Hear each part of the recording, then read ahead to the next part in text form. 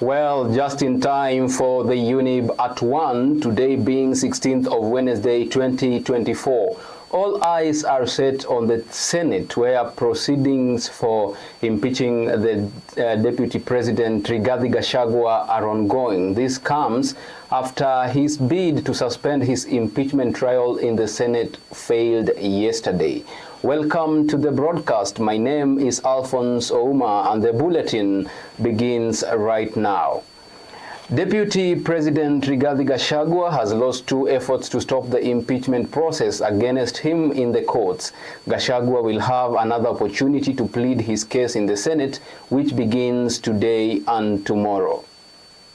Having considered the application and argument by parties, the Constitution and the President, the prayer for grant of conservatory order is declined. The decisions have laid down the position that it is important to let impeachment process run its course, and after which the court would have to look at any complaints or for violation of either the Constitution, the law, or fundamental rights, including processes. This matter raises such weighty issues.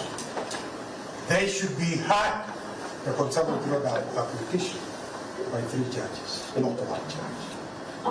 And Your Lordship, I have no doubt I'll be able to convince you to grant the conservatory order. If you give us 15-20 minutes. We find that exercising restraint at this stage will enhance and allow independent institutions of government to function unhindered and in their fullness, except in the clearest of cases. It is our view that this is not one such case where intervention is automatic. The issues raised by the parties will require to be interrogated. We therefore find that the enhancement of the constitutional principle of separation of powers will be best served by declining the application at this point. Whether the petition will be rendered nugatory, we find and hold that it will not. The petitions challenging the process of impeachment the petitions are challenging the process of impeachment. The substratum of the petitions will not be lost. The court is still able to grant a remedy even after the process is conducted, even after the process is concluded, and as such, the court will not be acting in vain. On public interest, we find that the public interest tilts in favor of allowing the constitutional process to proceed unhindered. Disposition, therefore, deriving from the foregoing, the following final orders do issue. The consolidated applications are hereby disallowed, caused to abide the outcome of the main petitions. That is the Efforts to replace Gachagua as deputy president continue ahead of his Senate trial on Thursday. The allies have used various tactics, including sponsoring opinion polls to gain public support. In Kirinyaga, women have endorsed Governor Anne Waiguru as the best candidate to take over the position if Gachagua is impeached. Governor Irungo Kangata has risen through the ranks from a councillor to a member of parliament to senator and to governor. So occasionally we usually have such kind of meetings with progressive leaders, but this time round it coincided with the imaginations of what is happening in the ground. But we've also challenged him to, if there is a route to extend his wisdom across the country, whichever channel he may use, we don't mind. When I was in the National Assembly, I created permanent friends. So I just came to see my friends. That's all. Thank you. Thank you very much. Thank you very much. Sisi tunataka confront Madam Anne Waiguru. Why? Because of her track record. Her development track record is so clean. To us, wakazi wa Kirinyaga tumeona. tafadhali hii kiti tunaomba tu hii kiti njoo inaonekana iko na vazi. Tafadhali tupatie tu mwanamke mwenye tutakuwa tunaria anatusikiza. Una huyo mwanamke kwa hii Kirinyaga ametufanyia mambo mingi sana. Tuliambiwa na serikali ya William Ruto sasa kutakuwa na gender rule. Wacha gender rule iingilie hapa. Ndio tuwe na mama ambaye atakuwa deputy president in Kenya. The rising flood levels of Lake Victoria have displaced approximately 1,000 people of Kamua village in Kisumu. Residents have accused both the county government and the national government of indifference, claiming their repeated appeals have gone unanswered. The location may experience displacement during the upcoming rainy season. Mimi nimehama mara 7. Siwezi sema mara moja. Juu nyumba kama ile ukijenga maji ya kuja ingie ndani si inaanguka. Unajenga nyumba ingine na mambo ya ujenzi naye ni shida. Unajenga kila wakati maji inaangusa. Unajenga kila wakati maji inaangusa. Naye hii mambo ya viboko naye kiboko naye unakaa naye kwa mlango. Sina hata samba ya kulima, hata kuku. Uwezi kuweka, kuku hawezi kukaa kwa maji. Hata mbuzi hawezi kukaa kwa maji. Ng'ombe yangu walifariki zote. Nimebaki na mkono wangu. Saidiani kusimamisha hii water. Na tangu tupige kura hata wakubwa wetu hatujawahi ona. Mimi sijawahi ona nyang'nyungu na macho yangu. Na maji inatoa huko. Sijawahi ona Doma. Nilimuona wakati alikuja kuomba kura. Na Ojemo wako wapi? Na maji inatoa. Mimi ni muisi wa hapa. Nilihisi huko imekulwa na maji. Adoma Nyongo, Tomo Jienda, kujeni tusaidie sisi. Tumechoka na kuama na maji kila siku. Wakuje wajengea sisi hapa, tukae hapa kwa maana hatujui pale tunaweza kuenda. A fatal accident happened in Ruaka's Desmo region when a vehicle driving towards Ruaka collided with 2 pedestrians, 1 male and 1 female. Police came to the site after residents touched down the vehicle that killed the 2 people who were involved in the accident. Raia kwa ile kukasirika walikuja wakachoma gari na tungependa God. Kama tunaweza tupata justice. The relative of the deceased, they were here, and the base commander is continuing the investigation on traffic aspect. The DCI has taken over the matter on the criminal aspect. So those people who are involved in setting the vehicle on brace, we are investigating on it. Last week kuna watu wamegonga hapo Equity, watu 3 wakakufa. Alafu jana ndo watu 2 waligonga hapa wakakufa. Msichana na kijana. Alafu pia huko Dendero kuna pale watoto waligongwa wakakufa on the spot. Ndio sasa tunapita hapa kila siku. Ni sawa. Kwa hivyo serikali iko na shida. Hatengezi daraja kupita juu. Gari zinapita na speed kutoka Dendero hadi huku juu kuna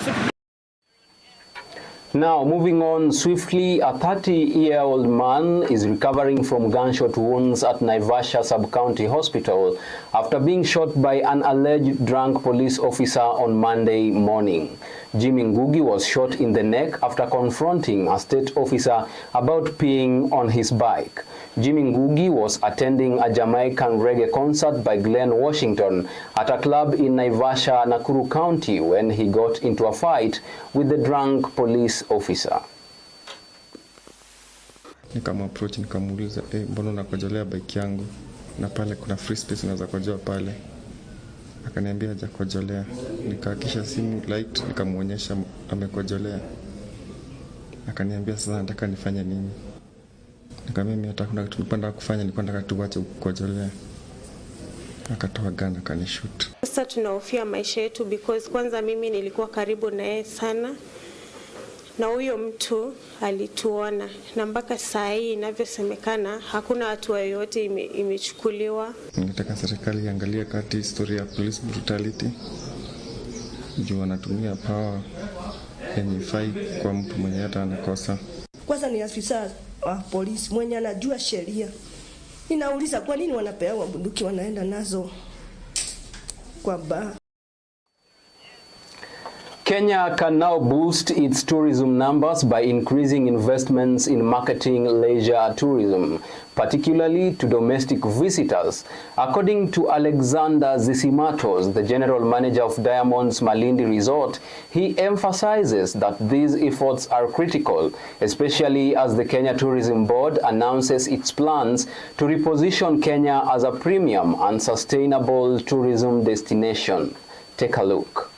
I think the awareness about destination is critical, which we tend that nobody seems to know about what is Malindi, not even what is Watamu internationally, but definitely everybody knows what Diani is and Masai Mara. So even Tsavo National Park will be neglected. So these type of things have been a massive challenge where we have to spend millions of dollars of marketing ourselves. If we market the destination properly, I think the rest of it is pretty much okay. I know the security forces are doing a very, very good job, and we don't seem to have any kind of massive issues when it comes to that. But I do feel the marketing and the support from the Kenya Tourism Board and should be a lot higher. Well, that's all we had for you on the top stories this afternoon. Coming up next is Sports News by Robert Smoke. Don't go away. See you on the other side of this break where you will meet Robert Smoke with Sports News. I have been your host, Alphonse. Ouma.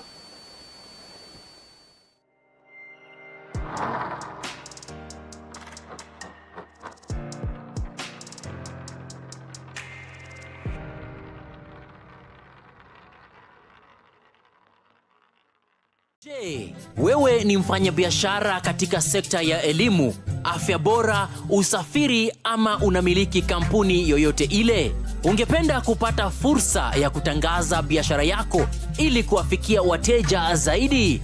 Usikonde. Runinga ya Younib inakupa fursa ya kupeperusha matangazo kuhusu bidhaa na huduma unazotoa kwa bei nafuu. Kwa maelezo zaidi, wasiliana nasi kupitia nambari za simu 0750344700 ama kupitia barua pepe marketing@younibtv.com. Jinyakulie leo. Younib TV, ever the best.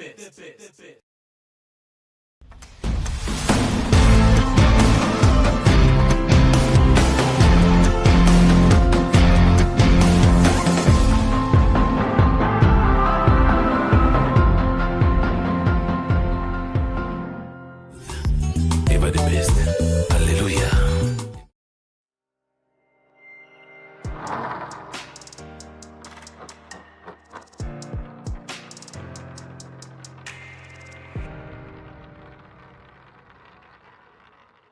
Mesema.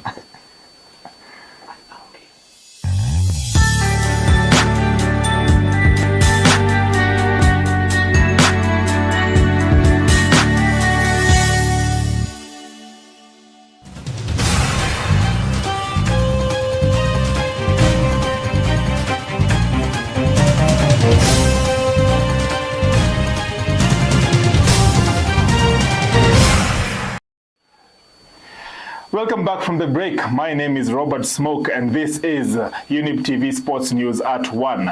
Now starting things off, we'll head into matters rugby where in the first quarter-final game on Saturday at Impala Club, KCB RFC, the reigning winners of the Impala Floodlight Rugby competition, will take on Black Blood of Kenyatta University to start their championship defense. Menengai Oilers will play Catholic University Monks, while runners-up from 2023 competition, Nondis FC will play Strathmore Leos. We were really maltreated, and there was nobody from... This, like I mentioned earlier, is a very good tournament whereby you are able to test out your new players, because as the season starts, we have a period where you sign in new players. And you're able to test out your new structures and allow for young players also to come up through the ranks. Our expectation is we come out, play our hearts out, get to the top, because this Impala Floodlight tournament will be our first 15th tournament of the season, so it will gauge us on how we can fare on in the Kenya Cup upcoming season. Now, across Africa, matters AFCON, the Super Eagles, who were initially scheduled to play Libya in the city of Benghazi, where they hope to secure a qualification in Morocco late next year, after being stranded for more than 16 hours at an airport 250 kilometers away from their intended destination. The Nigerian players said they would not fulfill their fixture. Instead, they cancelled and returned home to Nigeria in protest. This is the story. We were really maltreated, and there was nobody from the FA that came to receive us. Nobody. We were just left with the security. In fact, it was when I saw that the situation was unbearable, we made arrangements to hire our own vehicles. We hired our own vehicles. They did not allow us to go out and join our vehicles. We need to respect, our national teams. Our national teams carry, the national flag of our countries, our various countries. If you look at particularly the Nigerian national team, the crop of players that we have to go through, make a lot of sacrifices to represent our country and to play for it. So we must be interested in their circumstances and in their situation at every point in time. Now on international football, former Dortmund and Chelsea coach Thomas Tuchel has been appointed the new England men's team coach on Tuesday night, the 15th of October. England have finally appointed a manager on permanent basis to replace Gareth Southgate. The 2022 Champions League winner with Chelsea will be the first non-English manager to coach the squad. Here is the story.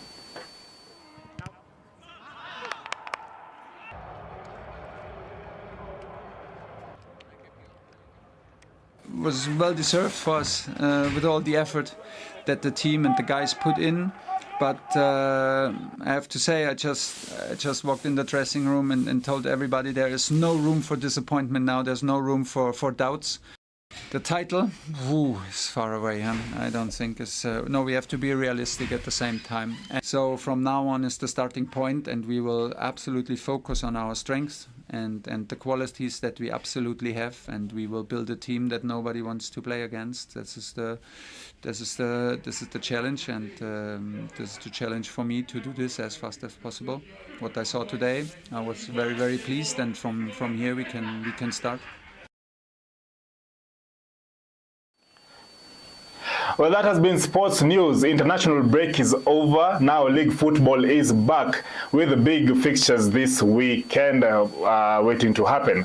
So catch our predictions on the Soccer Box this Saturday at 2 p.m. My name has been Michael Robert. Have a lovely rest of your day.